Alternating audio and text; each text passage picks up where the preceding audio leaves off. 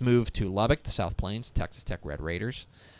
Get your guns up, Red Raiders, as they make it to a bowl, which I think is an important step. Dramatically Make it to a bowl. My New Year's resolution for the Texas Tech Red Raiders is to keep the defensive train on the tracks. We talked all offseason about how we thought that the only thing holding Tech back from being at least contentious in the Big 12 would be an okay defense. I would argue that their defense was at times okay, not all the way, but I think it made significant strides. I think they were very clearly better than the year before. I think that has a lot to do with having a guy like David Gibbs stay on and having that kind of consistency at the defensive coordinator position. Nice little raise for him this offseason too. Yeah. And I would say he earned it even for a team that ranked 100. That was 102nd in scoring defense. But congrats to his family getting the pool. Good for them. Good. Yeah, putting it in. They're the Griswolds. But to me, that's going to be the path. Oh, wow, hit my microphone. That's going to be the path. The path has got to be to keep taking these baby steps forward defensively. Because let's say they go from 130th now to 102nd in scoring defense. Okay, that's great. Or to 106th in total defense. In the Big 12, you're probably not going to have a top 10 score total defense. But if they get that total defense to like 75th, still below average. But if they get it to 75th, I mean, with the kind of offense, I know Nick Shemenek was not the guy that we thought he could be.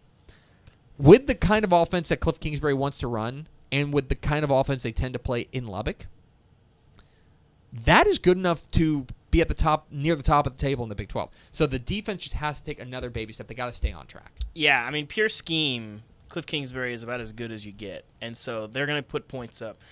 I would say the most simple way to put it is essentially treat every day like it's Texas and you're down by double digits. we saw that team looked different. Nick Shemenek comes on, replaces McLean Carter, one of the greatest Big 12 quarterback names in the history of the sport. Comes on, and it seemed like they flipped a switch. It seemed like that was the best version of Texas Tech that we saw, I don't know, maybe since the Houston game in September, maybe. They looked really, really good. They did. And so, at that point, Cliff Kingsbury's job was on the line. They were behind. Their season was on the line. Well, all those things are pretty much going to be true again in 2018. So you have to wake up every day and say, oh, man, we got Texas today. We're going to start down double digits. Let's get it going. Feel that urgency year-round. You're right. Going into another year with David Gibbs, I think that's huge. And, you have 5 returning offensive linemen. We talked about offensive line a lot yesterday. You lose a ton of skill position, obviously. Kiki Cootie leaving out.